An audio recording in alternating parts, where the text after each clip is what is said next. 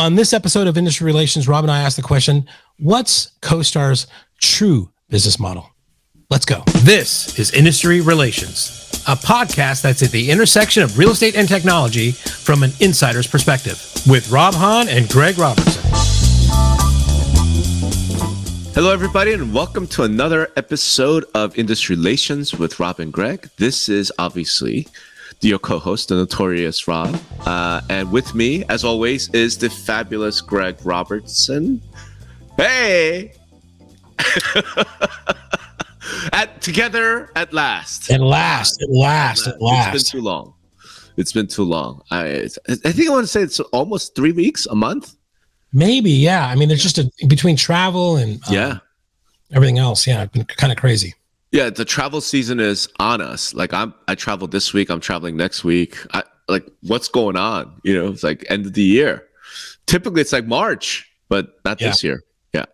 So yeah, man, we missed out on a bunch of topics, and I know we're going to tackle at least one of them today. But before, how you doing? How's travel for you?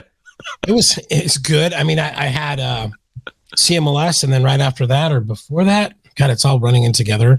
Yeah. I gave a presentation at the Greater Las Vegas Association of Realtors Participants Forum, which is fun. Got a little bit of a head cold there, and I finally got over the symptoms, but I got this kind of lingering cough. So apologize for that right now. Yeah. No, whatever. You know, it's just a cough. I'm gonna start throwing up on camera, and But CMLS was great. It was great. I think the way that Danae put it, it was one of the largest ever because if you added in person, so there's a ton of people there. And then the virtual audience, that was good. Yeah. I did my normal kind of industry update at the end on Friday, so that was. I heard it was great. Yeah, Is it recorded? It's recorded. It's on my blog. So if you missed it, you can go to Vendor Alley and check it out. One of the guys that I work with, John Warner, was cool enough to kind of do an iPhone shot of it. So the sound came out. I didn't really do anything to it. I just posted it up there. So you didn't do a rap though, right? Or did you? No rap this time. No rap. I mean, that to me is still my favorite memory of any conference I've ever been to. It's still out there somewhere. I think it might be on my YouTube channel. I'm not sure. You're surprised. All right. The look of you behind me with your surprised face was like hilarious. It was so good.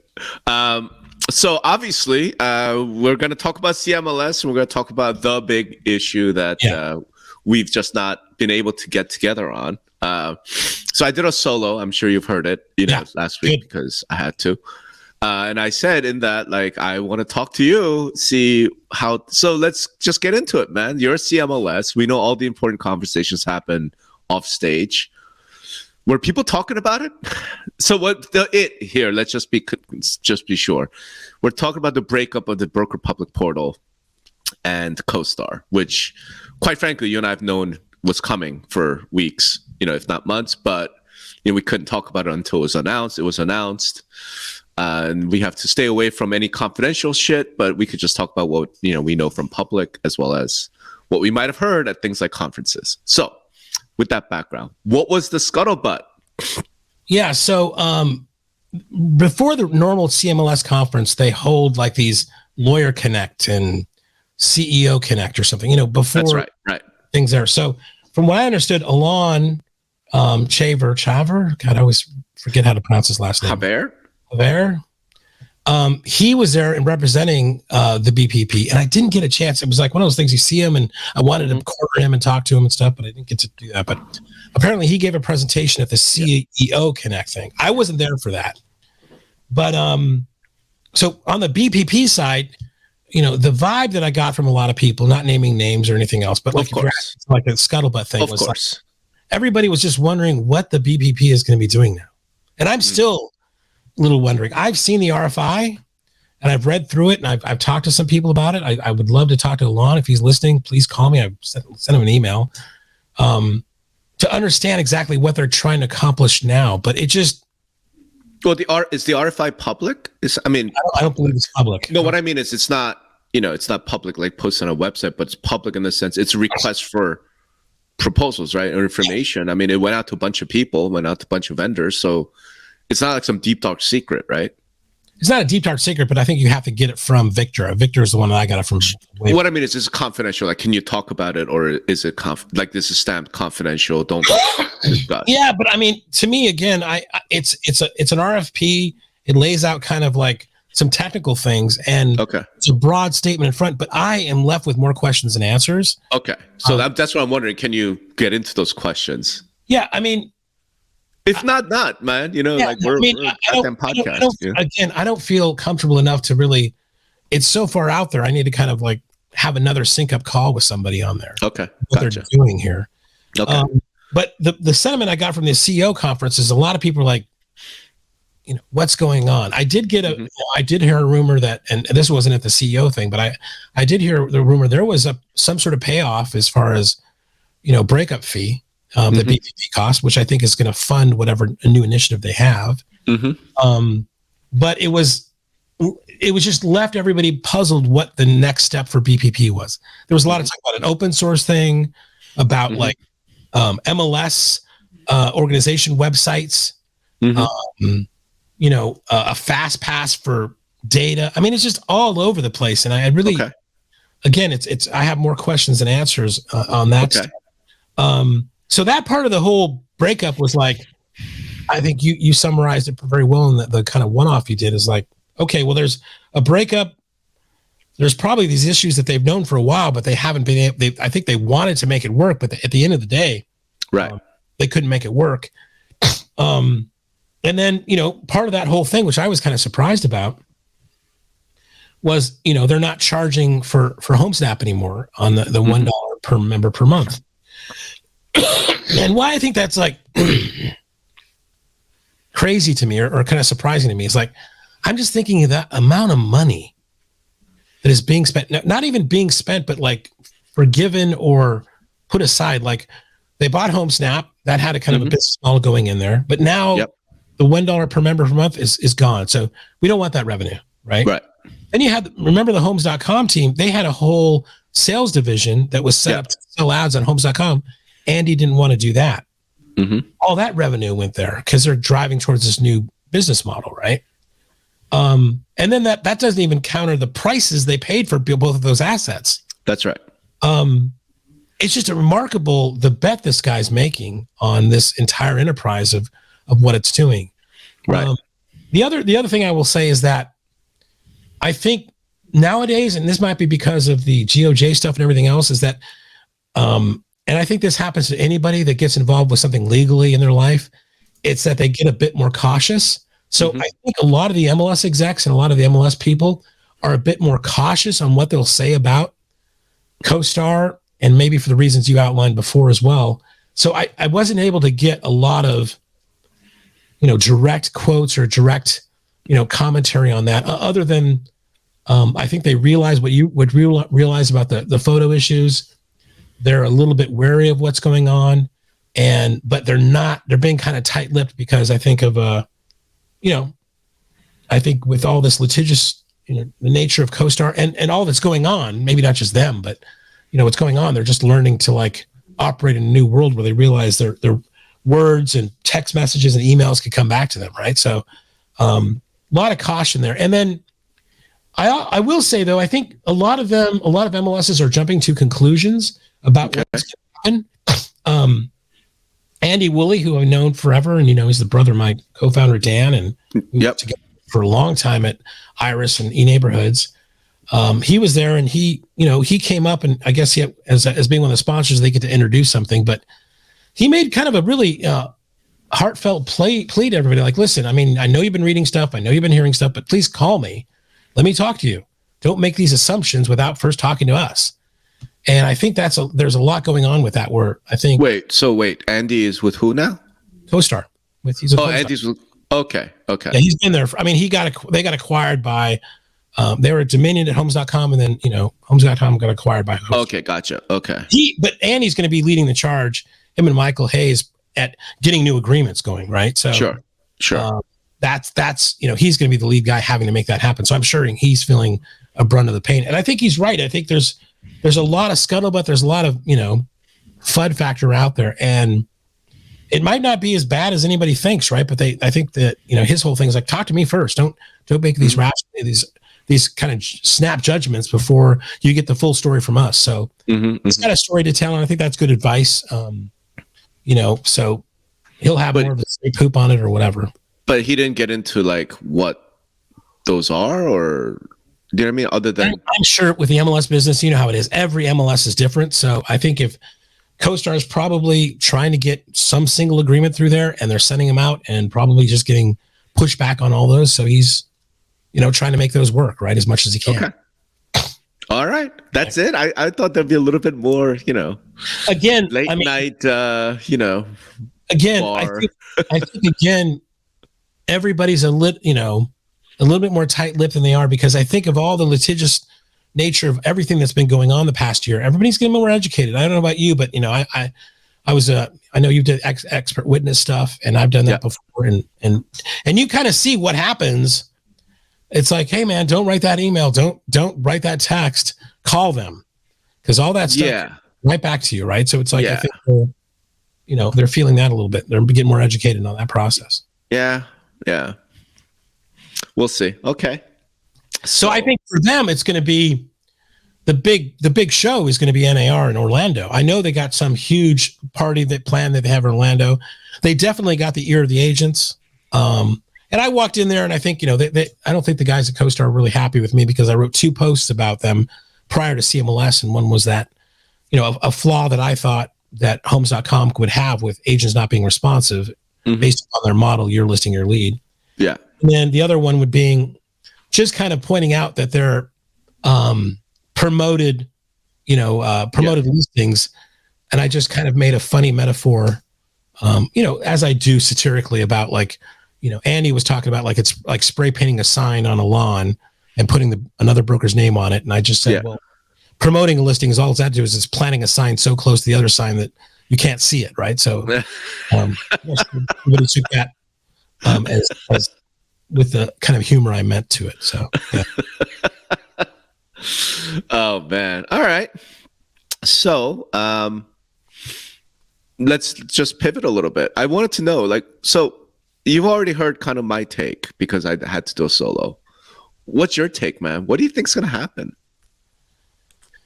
Yeah, I think it's going to be a brawl. I think, the lawyers on the MLS side are getting geared up for a brawl. I think the lawyers on CoStar side are going to get up, geared up for a brawl.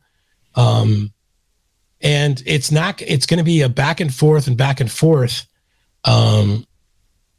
with which each side, and what's going to be. But what's the brawl, I guess, is the question. The brawl is going to be around data. Okay, so talk to me. What are you thinking? And, in data, like you said, I think that the foremost challenge is going to be photos, right? Because how are they going to handle those kind of copyright issues with photos? MLSs have tried and true kind of policies before. Maybe a CoStar is going to follow those. Maybe they're going to try to get something more, but I think the MLSs are ready for those kind of questions, and those kind of things are really got an eye to it to make sure that they don't get trapped into kind of the things that could happen with like what you're saying. But on the other side, by getting HomeSnap in a lot of markets, it's not like something you can kind of just take away right away, right? Mm-hmm. Now, especially it's free, right? So that that adoption rate, is real in a lot of places and really good. It's still spotty because a lot of MLSs just didn't do it, right? Mm-hmm. Mm-hmm. So they don't have and I think that's why Joe Rand was hired to kind of fix those holes and everything. And they might try to do that now that it's free, but it's going to be met with a lot of pause as far as what to happen to let this kind of free app in the market. Mm-hmm. I think I don't, and then to go back to the business model, I really don't know. They talk about how they do things on apartments.com and other things like promoted listings. Yeah, I'm not sure that they've really kind of. I don't think that's all set in concrete right now. I think they're learning a lot and they're kind of talking about things. So I don't know if promoted listings are going to be. That's the only way they make money. I mean, there's. I think that's actually going to be the thing. Right. Yeah. So, without mentioning names, I had a conversation with a friend of mine who's in the Wall Street side of things, right? And he's been following CoStar for decades. And apparently, he was at some event, some private event, where Recent. pretty recent, yeah, where apparently Andy Florence. Again, this is all rumor, guys. It's all hearsay. Apparently, Andy Florence basically made the statement that he thought buyer agent commissions were all just going to go away, right? And if that happens, Zillow doesn't have a business, and you're listing your lead, promoted listing. That's the only way to make money, kind of as for online real estate. I think there's a lot of truth to that, right? Well, but if you think or anybody thinks that Zillow's just sitting on their hands now and they're not game playing, war gaming this out right now, that's crazy. They know that this could be another way of doing it. So they're going to come up with another angle on how they can monetize that traffic. It's not. I mean, Zillow's got a lot of problems like we all do, but I don't think they're going to sit still. I think they're going to come back and have something there. But I mean, again, that's a pretty fundamental shift. And let's talk about that. I mean, the first is it Spitzer? Is it Spitzer? Spitzer? What are you talking about? One of the lawsuits that starts in Sitzer. Yeah, / Burnett. Yeah. Sitzer starts in February. That's right. So, and I think a lot of the other cases are waiting. And this is one of the panels. There was a really good panel with the attorneys there. Talked about a lot of them are waiting to see what happens there because this judge is, he's on rails, right? He's going. Yeah. And if something comes of that, I mean, how long are these effects going to kind of come down to the normal market? I still think it's years, right? So they've got to operate that site, having sellers promote listings on a site that really isn't even the number 3 site in the country yet. I mean, they'll do some and remember everything else. So I mean, again, it goes back to what I said in the beginning. The amount of money this guy is willing to invest to make this vision happen is just, tremendous. I mean, he's got to have, such certainty in his head that this is going to go away. If it doesn't, I mean, what did Spencer say? He said that there was a 25% chance that this thing could change with the way with buyers' compensation was. That I thought that was a pretty low number. I thought it's a pretty low number. Right. I think it's like 100% chance it changes the way buyers are compensated. Yeah, but I mean, it's like I don't know if there's such inertia and culturally, one of the things that's happened. I know this a little bit more closely because Northwest MLS just announced their changes and they went live with those on, October 3rd. Right. That was just the week after CMLS. Now, Lone Wolf provides transaction desk to Northwest MLS. So we did all the work of changing the forms and some UIX changes to it. Sure. I wish, there was a way of, and there probably is, but I'm not touching this with a 10-foot pole, of seeing how people are filling out that listing agreement as far as in regard to how agents, and we talked about this before, how agents are guiding their sellers to what they're going to offer for compensation. And then looking at later in the purchase agreements, how that changed, if anything. Sure. So far, by the lack of hearing anything crazy, it's staying the same. I think people are just putting 2.5% or whatever the normal thing is. Yeah. And they're going on the way, right? So, is this all, even though there's going to be a lot of exposure, a lot of transparency, a lot of, whatever else. And again, we have these models right now, Redfin or, these discount brokerages that'll offer these things. It's just not what culturally American people want to do. Right. So I think, again, they're betting on something that, I mean, even if it does, the law, everything kind of changes where you have to be much more transparent. And I don't know, man, it's a big bet. That's all. So if I'm trying to summarize your take on it is there will be some sort of brawl over data. Unclear what that brawl looks like. But CoStar will ultimately not be successful. It's kind of what I mean, is that a fair? Like, what's your take on it? I think, Yeah. So I think will CoStar, will Homes.com be another portal that agents can go to? Mm-hmm. Right? Yes. Will it ever usurp Zillow? No. Right? I don't even know if it'll usurp Realtor.com. Right? It'll be it'll be, Homes.com was always this third tier player. It'll continue to be that. I'm just not sure it's going to have the inertia to take over Zillow or even Realtor.com in that case. Right? So, I think, and then, to me, it's like, how much money are agents going to spend, even with a lot of marketing they put on it? They put another Brad Bedfellow or, some celebrity behind promoting it.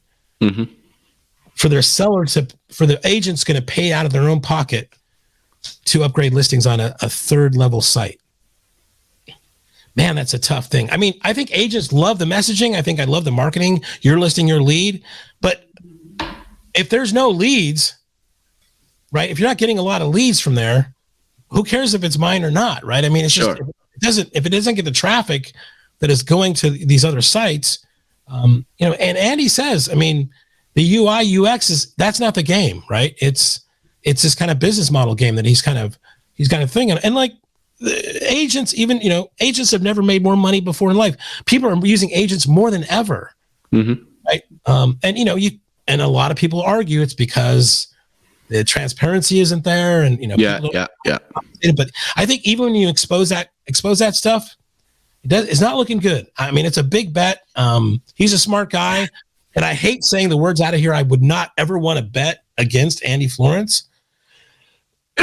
But man, this Resi's different, man. It's just different. Okay, so what's the brawl in the short term? I think the brawl in the short term, and you brought it up in your one hit, was basically this whole thing. If they are successful, and again, this is a big if, but we're going to pay for all your photos. Right. And it maybe in a depressed economy or people don't want to pay a lot, the agent's going to take that open arms, right? Yes. MLSs, I think, can see what's going to happen if that takes on, and sure. a 5-year, a 10-year period. So sure. I think there's going to be a lot of consternation going over how that copyright works and how. Yeah, but what can the MLSs do about that? We'll see. You know what I mean? I think that's the rub. Like, what everybody's kind of game playing. Okay, how are we going to go? They're going to move here. I'm going to move here. They're going to move there. I'm going to move here. They're just kind of thinking that out. I'd love to. We should find some MLS general counsel. Yeah, you think Mitch is going to freaking talk to us? They're never. I know. There's no way. Like, grill him. Like, what exactly is going to do? Because I remember, I think I mentioned it. I think Austin was the first to do this. A couple MLS are trying to do this. Like, if you want to be a photographer for one of our agents, then you need to like sign your rights away basically to the MLS. And I'm like, I don't know how that's not a horizontal combination. That feels like it's facially anti-competitive, It just has to be. Nobody ever came into it with looking at that copyright as being some sort of monetization, a business strategy, right? What do you mean? Well, I don't think the photographers were going to unite to like. Oh, right. So this is a business model. This is a business model thing, right? Right. So for the photographers generally, it's like, okay, sure, whatever. In order for me to do some work for this agent, that I need to sign this form. Here, sign it. CoStar ain't gonna sign that form. Yeah, I don't know. I mean, what? But is do the living shit? Hold on. Is it unreasonable for an MLS to say, I'm not handing you bullets to kill me. I'm not selling bullets to kill me or whatever, right? It's not that, man. I'm not talking like, of course, like the MLS are going to want to try some shit like that. I'm just saying that's not legal. Like, you can't do that. That's what I'm saying. And I, like I said, the regular random ass photographer has no interest in bringing some lawsuit against some MLS. CoStar has every interest in bringing a lawsuit against that MLS, and they have a head of litigation. God, that is, and you said this before, but that is so contrary to the nature. We haven't seen a vendor like that in the space. Never. I mean, Rex maybe, right? But really kind of small. They weren't a vendor. Yeah, but small potatoes in a sense, right? So, and not a vendor. Yeah. For them to come in here and like, push themselves around and be that litigious Well, let's hold on a second. I've never seen anything like hold that. On a second. Let's be fair. When they came in, they were anything but litigious. They were like the sweetest of sweethearts, right? You know, they bought homes. They bought HomeSnap. They went to, you know, BPP and tried to sweet talk them. We don't know exactly what happened, right? It wasn't like they were coming in. It's like, if you don't do as we say, then we're going to sue the living shit out of you. It wasn't. It was like, we want to bribe you, right? We want to bribe you. They spent $7 million on a fucking street party last year. Yeah. Well, whatever. You know what I mean? Like, yeah, they're giving away Teslas. I mean, so I feel like their initial approach has been nothing but sweetness and, you know, we're your best friends and we want to, right? My thing is, okay, now they got slapped in the face. Now things might change. Right. And again, I think, as you know, especially because you told me Andy's on stage saying, just, you know, don't panic, please give us a call. I think they're going to be sweetness and light to individual MLSs. Right. Right. But the one thing, and I think I said this in my solo, the one thing that I've noticed about Zillow over the years, right, is for whatever reason, they'll get slapped in the face and they won't do anything. Right. They'll just like, okay. You know, they'll come back and still be sweet, still do the, you know, whatever, the forums and in events and all this stuff. I don't think CoStar does that. Maybe I'm wrong. You know, maybe I'm wrong. Everything I've heard is CoStar knows how to like treat its friends and also knows how to treat its enemies. But how can they make the MLS their enemy? If an MLS refuses to cooperate, right? Let's say they go to an MLS and say, hey, here's the contract. If you agree, then we're going to do all this. We'll pay you. We'll do this. We'll blah, blah, blah. Whatever, right? Offer them all kinds of sweetness. And if that MLS then says, no, we're not doing that, right? Then I think they'll try to destroy them. I think that's the difference. So they destroy an MLS, which is where they get their data from. I mean, I don't, you know, so now they're going to go market and get data because they've destroyed the MLS in that area? Why not? I mean, first of all, they can get the data, right? And they'll copy it and they'll keep it. What they can't get are the photos. Right. Right? Okay, so imagine this. This just occurred to me. Imagine this. They go into an MLS, they do IDX feed, they take all the data, all right? And then they call the photographer and say, hey, how much you want for your photos? Right. Right. And it's just some random ass, you know, Joe Schmo photographer, right? He took a bunch of photos for some agent for whatever, $50, right? And CoStar comes along and says, hey, you know, we want to buy all the photos.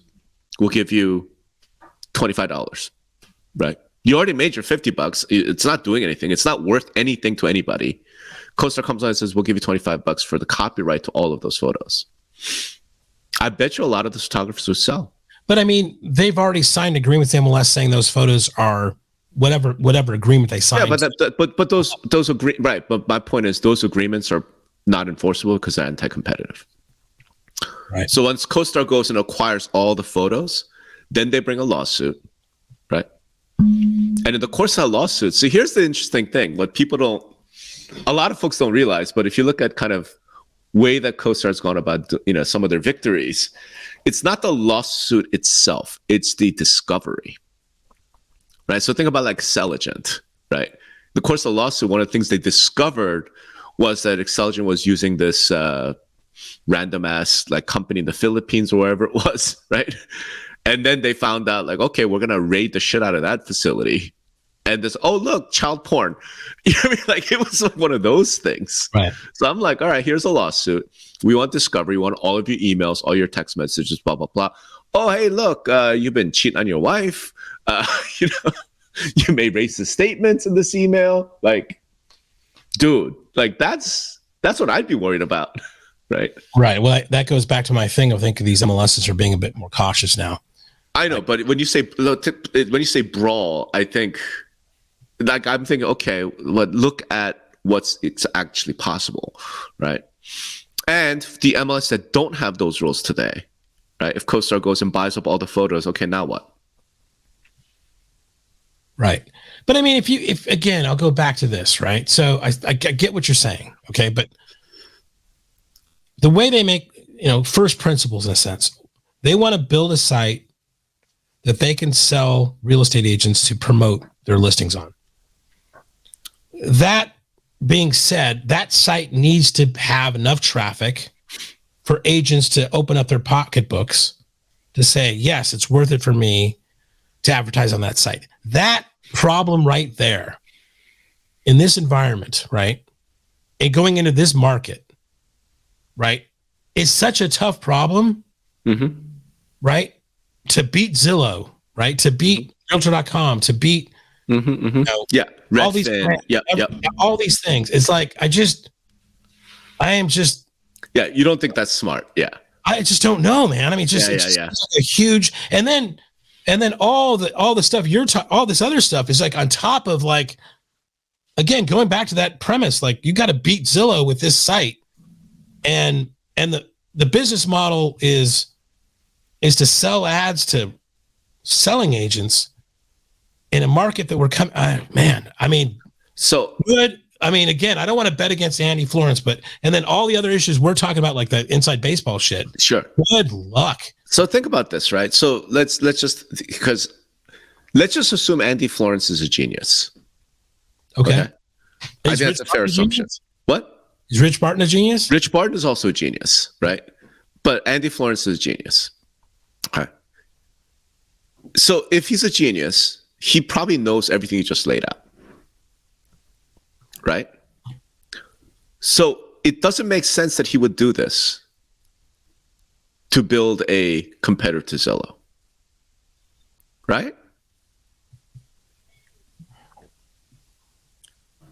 I don't know. I mean, that's the game now. If there's another way of doing this, not having a portal. No, so what I'm saying is, Andy's a genius. He knows how the internet works. He's built a very successful, ginormous company, right? He likely knows, you know what? I'm going to build homes.com. Like, the idea that I'm going to then go in and beat Zillow, beat Realtor.com, beat Redfin, get the traffic, it just doesn't add up to me. Right? So to me, when I look at them, like, that can't actually be the actual business. That can't be the strategy, right? Because it doesn't make sense, right? So what is the strategy? So I made this point recently, actually to the same Wall Street buddy, and I think I'm onto something. CoStar was not the Zillow of commercial real estate. LoopNet was, right? And he bought LoopNet. He didn't build that. He bought LoopNet. Okay. My point is, he bought LoopNet. Before he bought LoopNet, CoStar was already a public company worth like $10 billion. What was CoStar's business that made him that much money, that made him that successful, that powerful, and was able to then go and acquire LoopNet? It's a SaaS company. No. Yeah, I mean, he sold subscriptions to data to real estate commercial firms. That's a SaaS company. Right. Why'd you say no? No, because he sold data. CoStar was originally and still is a data company, fundamentally. It's not a portal. Right? Okay. And that, I think, is the real goal, right?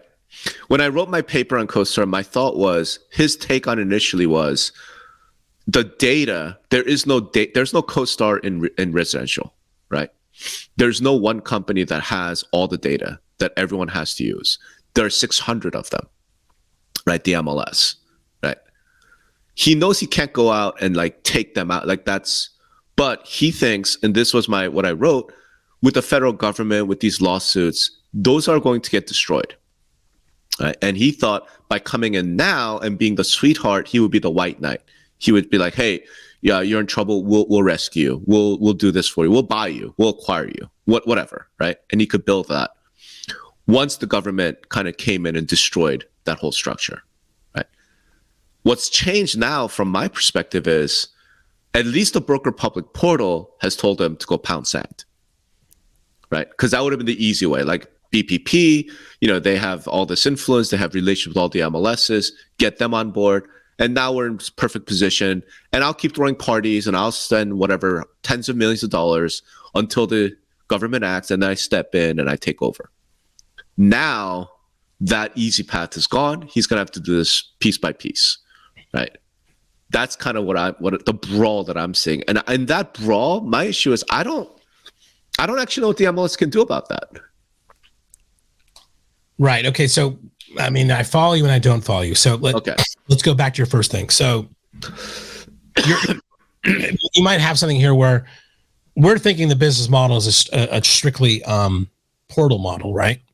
Right. Maybe his business model really is HomeSnap and selling, listing ads that are promoted on Facebook and all these other things. Now, again, with ATT and all the things that that Apple has done for all that kind of stuff, that business is shit. But let's say they'll figure that out, right? Mm-hmm. They can actually track and that business becomes a bit more again, right? So, and then so maybe it's not just HomeSnap or Homes.com and promoted ads and whatever kind of other stuff tools you get. But I thought, to me, he said the tools were the HomeSnap part. So, right, Homes.com is the public facing stuff, and then HomeSnap is, is that kind of data thing that other agent tools. Agent tool. He's going to put some data in HomeSnap, also selling ads to agents for promote their listings on Homes.com and other sites like social media sites.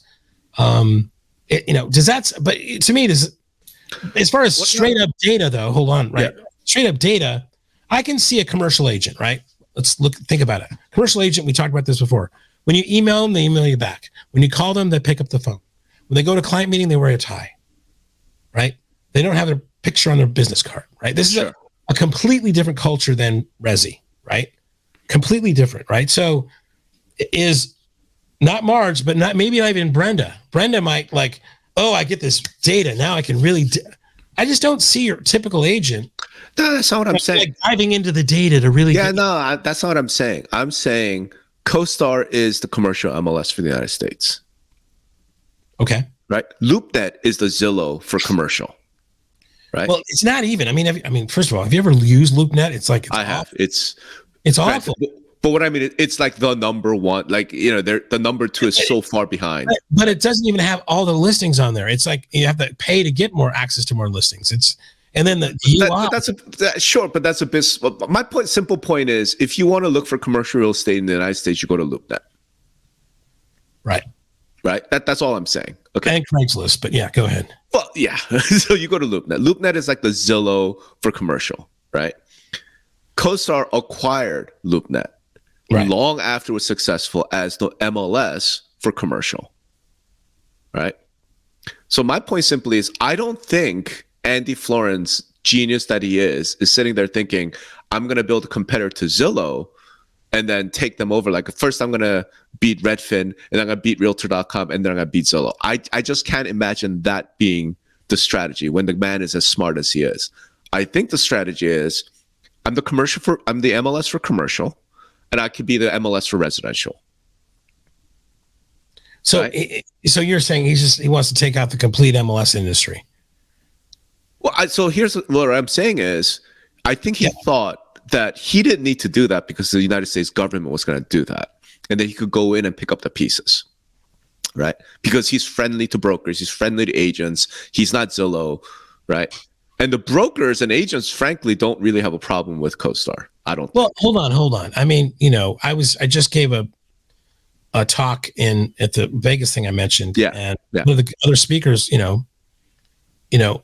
asked a question about CoStar. How many people love working with CoStar? Right. And nobody raised their hand. They all laugh because of the high fees and everything else. So I don't know if you can say just like that empirically, like all brokers don't have a problem with CoStar. I mean, I've heard a lot of brokers have a problem with CoStar. The brokers who have a commercial practice likely don't love CoStar. Okay, so they're not beloved in their own industry, and you're saying somehow they're going to be beloved in this industry? No, I'm saying today, right now, the residential brokers and agents, to Marges and Brendas, they don't know. They don't know what CoStar. They don't know. Okay, yeah, they're now being told. So right now, the PR battle is, CoStar's the devil, right? You don't want to work with them, right? Right, and that's the brawl. It's not a legal brawl. That's the brawl, right? But all I'm saying is, like, it doesn't make sense to me that Andy Florence will be going after Zillow straight up. I think that's the cover. Right. So that the true strategy is become the MLS, right? Yeah. Okay. So that's what you're saying. You're saying that the true strategy is like to take these 530 MLSs and make them one being controlled by CoStar. I mean, well, fuck. I mean, no wonder MLS. If that's what you think, I mean, yeah, that's great. I mean, that's even a crazier bet to me, though. Is it? Why? Do you think that's harder than? I think that's even harder than taking over Zillow. No, I think it's way easier. God, I don't know, man. But it's way easier, not because it's way easier because of the political, regulatory, legal environment. Right. In other words, Andy does not have to destroy the MLS. Right. The government will do that for him. He just has to pick up the pieces when they do. Right. Right. But that's an incredibly long term strategy. Why do you think it's long term? I think it's like 3 years. Oh, God. No way, man. 3 years. Yeah. Right. FTC comes out. No more cooperation compensation. Now what? Well, again, we go back to that thing. Maybe the industry and consumers yawn. Meh. Okay, we're still. I don't think so, man. I really don't. Because here's the thing: when you do that, right? And this is what at least the smart MLS people and NAR and all these people understand. Because I always talk about this 5-6 years ago, and you call me crazy. A lot of people are like, "You're nuts." I'm like, I don't think I'm nuts. What's the mechanism by which you enforce membership? Right. Okay, but let's just put this out there. We talked about this before, I think. Northwest MLS, right? We have this petri dish. They've never required, not never. For a lot of years, they haven't required that, there's an offer of compensation, right? Yep. They posted the buyer's compensation on public-facing websites. And now they're making it completely transparent in the listing agreement. Yep. If that market doesn't change substantially in 6 months, right, which is a big chunk of 3 years, you think the entire thing is going to, would you change your mind? I might. We'll see how that goes. I think, so here's what I mean. Hold on. It's only been 2 weeks, but Greg, hearing the whole market in Seattle is changing, bro. All I'm saying is, I think the key thing's going to be some agent, some broker is going to run afoul of something with Northwest MLS, and Northwest MLS send out a fine, right? Pay this because you screwed this up, right? You broke this rule. We're going to fine you, right? If that broker says, screw you, I'm out, right?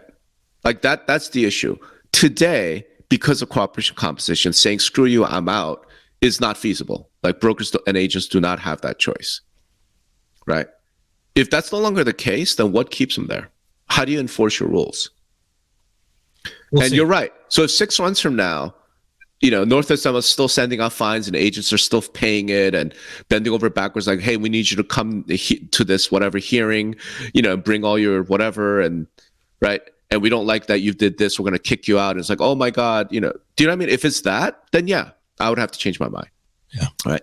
If on the other hand, it's like, well, we don't get cooperation compensation anyway. What do I care?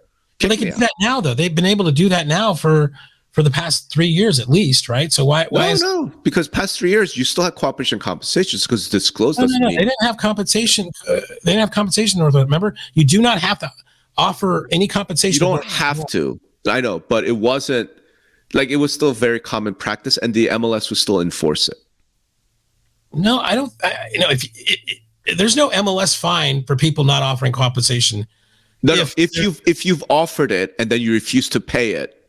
Well, that's a legal thing. I mean, if you offer, then the MLS would say, "No, I'm not going to pay it." Well, that's theft. It's not, because here's this is the piece you're missing, Greg. That I'm going to pay this was not a contract with a buyer agent.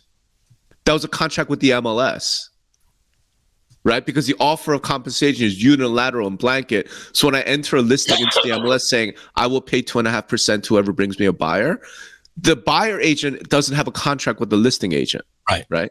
The listing agent has a contract with the MLS. But again, I think if any seller agent says I'm going to pay 2.5% or $5,000 or $500 or whatever, and then at the end of the whole thing says, nope, I'm not paying it.